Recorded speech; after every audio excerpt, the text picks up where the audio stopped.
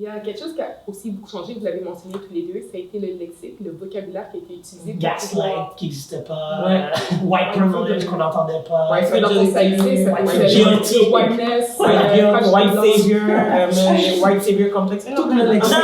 On a commencé à en parler, tandis que ça existait déjà, mais bon, il y a une terminologie. Là, j'ai la question qui tue, parce qu'encore un débat, est-ce qu'on devrait parler de racisme systémique? Est-ce qu'on devrait parler justement de whiteness, de fragilité blanche, de suprématie blanche?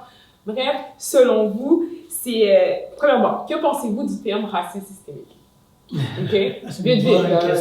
Qu'est-ce que vite, vite!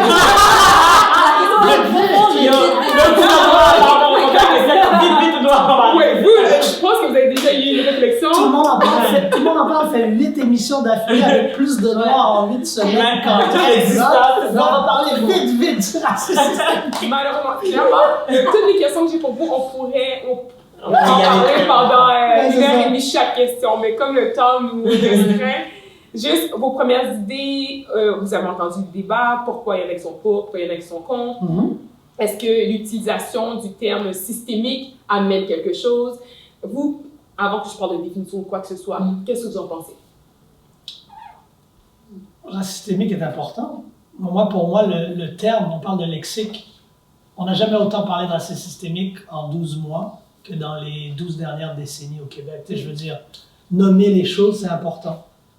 Les écoles résidentielles, quand on dit que c'est des pénitenciers génocidaires, c'est important. C'est important de dire ça. Donc après ça, nos gouvernements et nos politiciens peuvent être politiquement corrects puis essayer de dire non, c'était des écoles résidentielles. Mais quand on dit racisme systémique, puis qu'on a un premier ministre qui prend les citoyens pour des cons, puis qui essaie... Puis c'est ça qui est drôle, c'est que on prend vraiment nos élus pour des cons. Mais pour avoir travaillé avec beaucoup d'élus, je vous promets que tout est calculé. Quand il va à la télé puis qu'il dit... puis qui fait des erreurs en disant systématique, c'est voulu. C'est pas un hasard, il n'a pas fait une erreur, c'est pas un niaiseux, c'est pas un cave. Il le dit parce que il y a des Québécois eurodescendants qui vont se rappeler du fait qu'on est systématiquement raciste au Québec. Et c'est déposé, c'est de la com, c'est de la com 101, c'est déposé par le chef d'un État. Et moi, je fais des corrélations encore une fois avec la COVID, parce que quand on a créé les couleurs de la COVID, si tu regardes à travers le monde, les endroits qui ont plus été dévastés par la COVID, le Brésil, les États-Unis, le Québec et l'Inde. Tu n'auras jamais vu autant de racisme systémique et de classisme et d'oppression, de haves against have-not, que dans ces 4 endroits-là. Tu n'auras jamais vu un clivage comme celui-ci, socio-économique. Donc pour moi, ce n'est pas un hasard que le Brésil est une catastrophe. Parce qu'on n'a pas mis les ressources pour aller se prendre soin des plus vulnérables. Le Québec, même chose.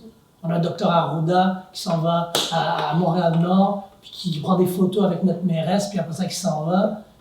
Mais non, il faut arrêter de déconner. Là, un peu. Même chose avec l'Inde. Tu veux voir du classisme? Vraiment des castes, un caste système qui est vraiment important. Donc pour moi, le racisme systémique est non seulement important, mais maintenant qu'il fait partie du langage de gens qui m'ont oppressé économiquement pendant tellement longtemps, je peux sortir cette carte. Pour moi, si je veux un jeu de cartes, ça c'est mon joker. Je peux le sortir. Et ça ne devrait pas être comme ça, mais c'est comme ça. De la même façon qu'une femme aujourd'hui, dans un milieu corporatif, dans le pire des cas, si elle ne se fait pas croire, elle peut dire « Me too is a reality ». God forbid you go public and say that my pain is not real. Si tu as l'audace d'aller dire que mon ressenti n'est pas réel, watch out. Puis ils n'oseraient pas. Mais non, maintenant... Exact. C'est pour ça que moi je dis le racisme systémique, encore une fois, est leveragé par certains, des acronymes qui font de l'argent en anti-racisme systémique. Pour moi, c'est un atout concret qui peut servir à une émancipation concrète pour les personnes racisées, notamment les personnes noires. Si je peux rajouter, mais pour moi, personnellement, c'était immense parce que c'est nommer une douleur que je n'étais pas capable de nommer durant la vie. Exact. Ça, c'est important, selon moi. Quand tu peux nommer et dire « Ah, c'est ça qui arrive. » Ça, quand je vais à l'hôpital, il y a ça qui arrive. Ça, quand je vais à la police, dans le fond, c'est toutes les institutions. OK, il est vivant. C'est plus que Ginette qui m'aime pas. Ouais, c'est ça. It goes beyond that. Et pour moi, quand tu connais ton ennemi, tu peux mieux faire une stratégie pour ton combat. Exact. Mais pour moi, ça a changé les pratiques, que ce soit personnelles à la maison, les moments, tout ça, comme on parlait, mais aussi en termes de communauté, si c'est par l'économie, par le communautaire, comment on devient stratégique aussi. Exactement. Parce que people, comme tu as dit, they're not stupid. Like, they are playing the games. On ne connaît pas les rules. Mais quand on est capable de nommer, puis là, eux sont comme saisis. Justement, we know what's going on, actually. We actually know what's going on. Fait que pour moi, ça nous permet de vraiment faire le combat d'une meilleure façon, comme je dis, d'une meilleure stratégie.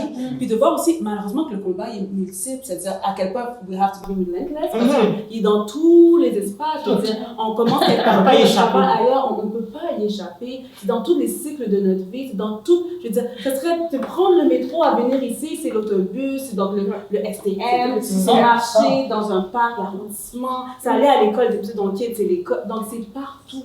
Mais quand tu le sais, selon moi, c'est une force incroyable. Ça fait mal quand même. Moi, j'ai eu mal honnêtement. Parce que durant longtemps, tu sais, je suis ici, c'est comme, ok, c'est correct que Paul m'aime pas, que il est mon ami. Là, je suis comme, oh man, le système ne m'aime pas. It's heavy. Le système ne va pas te privilégier.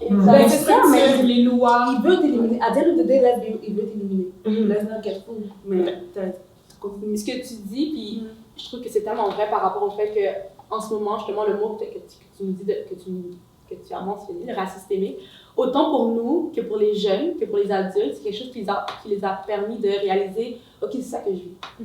Puis je ne le vis pas juste à l'école, comme tu l'as dit, puis comme toi aussi tu l'as mentionné, le systémique, c'est dans tous les aspects, toutes les sphères de ma vie. Que ce soit avec mes amis, que ce soit avec justement les profs, que ce soit avec justement mes boss, avec mes collègues. Exact. Je ne vis pas chez un endroit, je vis dans plusieurs endroits. Puis, tu sais, en ayant eu des discussions avec des jeunes, justement, dans un projet, qui, eux, ils ne savaient pas ça. Ils disaient, OK, mais moi, je ne savais pas que je vivais ça. Puis là, justement, le fait que, justement, c'est médiatisé, le fait que, justement, ce mot-là est sorti, ils disaient, OK, c'est ça que ça veut dire. C'est ça que je vis. Fait que là, maintenant, je sais qu'est-ce que je vis, puis je sais comment je peux, justement, mettre mon pied à terre, puis, comme tu l'as dit, ben, combattre à travers ça.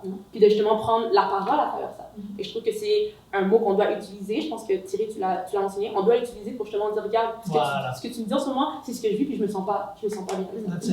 Fait que, ouais. Mais je pense que, clairement, vous l'avez tout mentionné, il y a une pertinence d'utiliser le terme racisme systémique. Et qu'est-ce qui est drôle, c'est que ça change autant pour les personnes racisées que pour les personnes. Exact. J'ai une question pour toi, Christine. Tu expliquais, ça a changé ta relation avec tes amis et maintenant ils sont capables de aussi mettre des mots. Puis là, on a dit, il y a d'autres vocabulaires qui sont sortis. Quand on parle en termes de suprématie blanche, quand on parle en termes de privilège blanc, il y a certaines personnes qui vont dire que ah ben non, ça c'est juste une autre forme de racisme.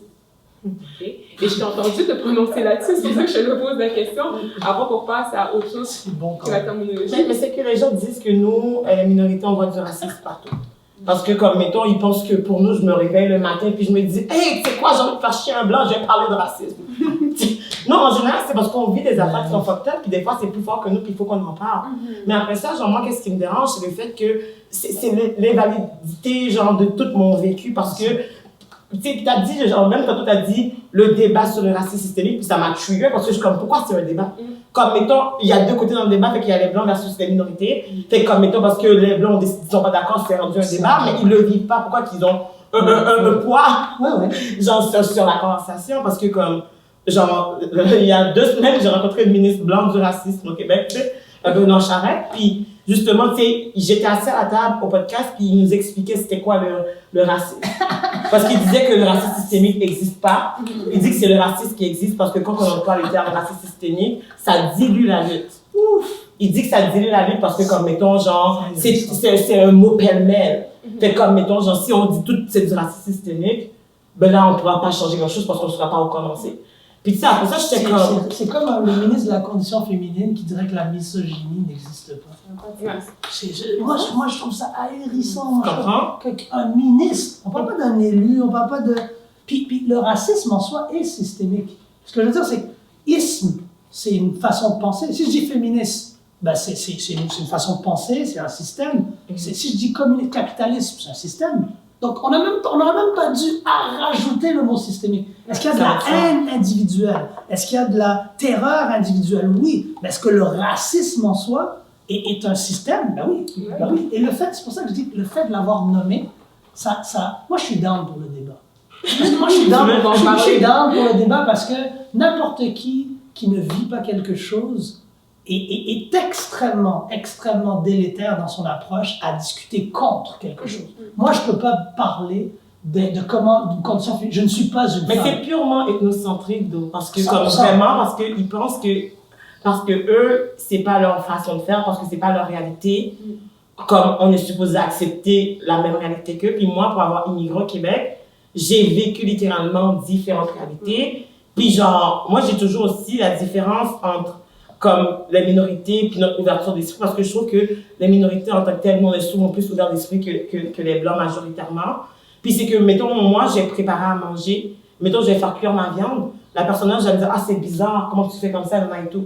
Moi, je vais voir la personne faire son steak sur le poêle, puis je suis comme, ah, c'est différent, genre, comme, tu sais, je suis capable de reconnaître, de reconnaître que, oh, c'est pas pareil, mais ça veut pas dire que c'est dégueulasse, ça veut pas dire que c'est pas vrai, c'est pas bon, c'est juste comme, on n'a pas la même, on peut apprendre. Mais je crois que comme on n'a pas été la culture dominante, c'est plus facile de se décentraliser culturellement et voir qu'il y a d'autres réalités que la nôtre. Voilà. Tandis que quand on est dans la culture dominante, c'est beaucoup plus difficile de prendre ce step-là, de se décentraliser et de ne pas juger les autres cultures.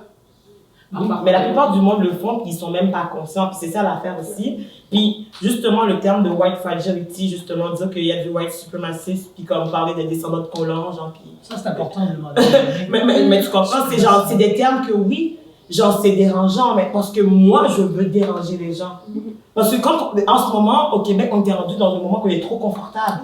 Donc, tu sais, mettons, même quand c'est rendu que, même nous, la minorité, on normalisait le racisme, on l'acceptait, on dénonçait pas. Ça, c'est pas une réalité qui est normale, parce qu'on a trop longtemps, genre, tu sais, nos ancêtres, j'avais lu un peu ce qui disait que nos ancêtres ont tellement, genre, couru, battu, puis tout, puis là, il est temps que, comme, enough is enough. Puis après ça, c'est que nous aussi, on a appris à intégrer tous les petits stigmas, les petites conséquences du racisme, puis c'est rendu, ça fait partie de notre réalité, puis comme tu disais, c'est plus facile pour nous d'accepter, genre, des affaires pas correctes, parce qu'on dit, ben là, tout le monde le fait à moi, fait que c'est comme, ben c'est moi qui est bizarre. Tu sais, mettons le sentiment, quand que tu sais que c'est pas correct, mais tu peux pas rien dire, parce que toi, t'as peur d'être trop lourd, ou de, tu sais, genre, c'est fou quand que, tu sais, on a toute une réalité différente ici, on est toutes des personnes différentes, mais on comprend tous ce même sentiment.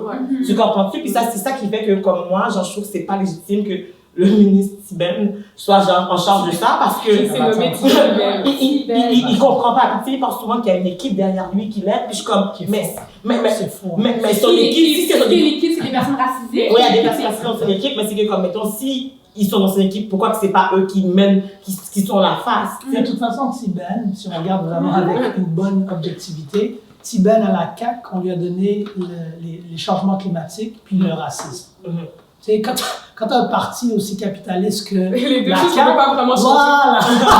Tu sais quoi? C'est Tiben, exactement. Non seulement c'est les biggest, c'est les enjeux que la majorité de... I'm sorry. Les 15 à 30 ans, tu leur parles de qu'est-ce qui les préoccupe, c'est les changements climatiques et la question de la diversité. Et on a donné à un homme 2 dossiers sans lui donner aucune ressource. Ah non, il y a des ressources. C'est faux. Il y a voyageur. Tu sais, c'est quoi la beauté de tout ça? Mais c'est qu'on pas voit plus le loin budget. ici, mais ça, on va revenir un peu.